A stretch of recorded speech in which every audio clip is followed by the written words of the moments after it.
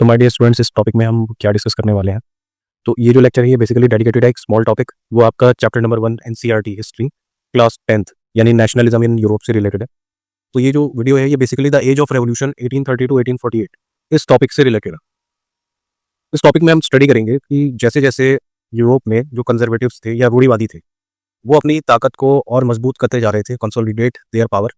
Liberalism और nationalism को जोड़कर देखा जाने लगा, यानी उदारवाद और राष्ट्रवाद को जोड़कर देखा जाने लगा क्रांति के साथ, रेवोल्यूशन के साथ। बहुत सारे रीजन्स में जहां यूरोप में इटालियन और जर्मन स्टेट्स फॉर्म होते हैं एंड ऑटोमन एम्पायर के जो प्रोविंसेस हैं वो फ्री होकर इंडिपेंडेंट कंट्रीज के फॉर्म में डेवलप होते हैं। तो इनमें हम ये ऑब्जर्व करते हैं कि यहाँ जो रेवोल्यूशंस हैं, किसी किसी प्लेस पर तो रेवोल्यूशन के लिए लिबरल्स मिडिल क्लास रिस्पॉन्सिबल हो गए, और कहीं पर हम ये भी देखेंगे कि आर्मी एक कंट्री का फॉर्मेशन करती है under their leaders. Clear? So let us come to the next topic, who were the leaders of revolution. ये जो क्रांति है इसके पीछे लीडर्स कौन है? तो इसके पीछे जो लीडर्स हैं वो बेसिकली आपके लिबरल नेशनलिस्ट हैं, यानी वो उदारवादी लोग जो लिबरलिज्म को आगे बढ़ाना चाहते हैं, वो उदारवादी लोग जो लिबरलिज्म के सिस्टम को आगे बढ़ाना चाहते हैं। अब ये जो लिबरल्स हैं ये कौन है? तो ये एजुकेटेड मिडिल क्लास है, एजुकेटेड मिडिल क्लास जिसमें प्रोफेसर्स हैं, स्कूल टीचर्स हैं, क्लर्क्स हैं, और कमर्शियल मिडिल क्लास है जो मर्चेंट्स हैं।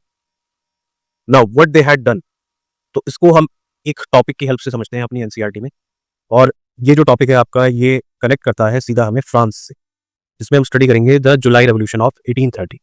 तो जो पहला विद्रोह होता है, पहला जो रेवोल्यूशन होता है यहाँ हम स्टडी करेंगे वो है हमारा the revolution in France. France में हम जानते हैं 1815 में ऑलरेडी हमने प्रीवियस लेक्चर्स में डिस्कस किया है, after the defeat of Napoleon वहां पर कंजर्वेटिव जो सोसाइटी है, यानी फ्रांस के जो सिस्टम है उस पर जो यूरोप की कंजर्वेटिव सोसाइटी है, कंजर्वेटिव्स हैं, रूढ़िवादी यानी राजा महाराजा, तो वो फ्रांस को फिर से बॉर्बन डायनेस्टी के कंट्रोल में ले आते हैं, जिसको ओवरथ्रो कर दिया गया था by French revolution in 1789 to 1799। अब यहाँ जो बॉर्बन किंग्स हैं जिसको पावर में रिस्टोर किया गया था 1815 में, उसको ओवरथ्रो कर दिया जाता है लिबरल रेवोल्यूशनरीज के द्वारा। तो राष्ट्रवादी आंदोलन में जो राजा है उनको हटा दिया जाता है। Clear? Who installed a constitutional monarchy, जिनको एक कॉन्स्टिट्यूशनल मोनार्की के सिस्टम के अंडर रखा गया था विद लुइस फिलिप, यानी राजा लुइस फिलिप इसके हेड थे। उनकी जगह एक संवैधानिक राजतंत्र को स्थापित किया गया। इसका क्या मतलब है? अब जो उदारवादी थे उन्होंने, क्रांतिकारियों ने जो पुरानी सत्ता थी उसको उखाड़ फेंका और उनकी जगह पर एक संवैधानिक राजतंत्र को स्थापित किया, जिसमें जो राजा है वो लुइस फिलिप है, और ये under the constitutional monarchy system के हिसाब से वर्क करेगा। अब यहाँ पर एक इंपॉर्टेंट पर्सनैलिटी है जिनका हम जिक्र करेंगे, जिनके बारे में हम पढ़ेंगे, और ऑलरेडी ये बहुत फेमस पर्सनैलिटी है क्लास 10th की, जिनका नाम है मेटरनिक। तो मेटरनिक एक फेमस स्टेटमेंट देते हैं, वो कहते हैं कि जब भी फ्रांस चीखता है तो पूरे यूरोप को जुकाम हो जाता है। अब जैसे यहाँ रेवोल्यूशन हुआ और कॉन्स्टिट्यूशनल मोनार्की का एस्टैब्लिशमेंट हुआ तो उसका असर पूरे यूरोप में होगा, जैसे इंपैक्ट ऑफ फ्रेंच रेवोल्यूशन हुआ था 1789 टू 1799।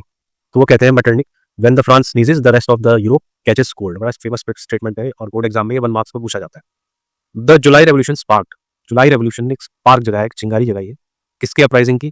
जैसे the July revolution sparked an uprising in Brussels which led to Belgium breaking away from the United Kingdom of Netherlands. तो यहाँ पर जो बेल्जियम है, ब्रसेल्स में एक चिंगारी उठती है जो बेल्जियम कंट्री को अलग कर देती है यूनाइटेड किंगडम ऑफ नीदरलैंड्स। तो फ्रांस में चेंज आया। इसके बाद आपने देखा कि बेल्जियम सेपरेट हो गया। अब देखते हैं the Greek war of independence, यानी Greek war of independence, Greece जो कंट्री है हमारा, यूनान, उसके इंडिपेंडेंस की स्टोरी समझते हैं। तो 15th सेंचुरी में ग्रीस एक पार्ट बना था ऑटोमन एम्पायर का, मुस्लिम ऑटोमन एम्पायर का एक हिस्सा बन गया था ग्रीस। यूनान में जो राष्ट्रवादी थे वो आंदोलन करते हैं ग्रीस के इंडिपेंडेंस के लिए। The growth of revolutionary nationalism in Europe sparked of a struggle of for independence. ये जो क्रांति की चिंगारी है ये ग्रीस जो एरिया है वहां रहने वाले लोग हैं उनके अंदर भी भड़कने लगती है 1821 में। इसके बाद क्या होता है? जो नेशनलिस्ट होते हैं राष्ट्रवादी ग्रीस में वो सपोर्ट करते हैं, उनको सपोर्ट मिलता है उन ग्रीक्स से जो एग्जाइल में है, यानी जिन्हें देश निकाला दे दिया गया था या जो देश छोड़कर चले गए थे, एंड उनको सपोर्ट मिलता है वेस्टर्न यूरोपियंस से जो कि सिंपैथी रखते थे एंशिएंट ग्रीक कल्चर के सिस्टम से रिलेटेड, यानी पुराना जो ग्रीस था, जो पुराना ग्रीक सिस्टम था उससे सिंपैथी रखते थे। अब इसमें एक रोल और आता है, जो पोइट्स एंड आर्टिस्ट हैं वो जो यूरोपियन सिविलाइजेशन है उसका क्रेडल बताते हैं किसको?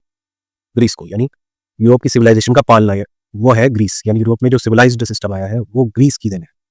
तो ये जो पोइट्स एंड आर्टिस्ट हैं लाउड करते हैं Greece as the cradle of European civilisation, और मोबिलाइज करते हैं पब्लिक ओपिनियन को कि वो स्ट्रगल करे against the Muslim Ottoman empire.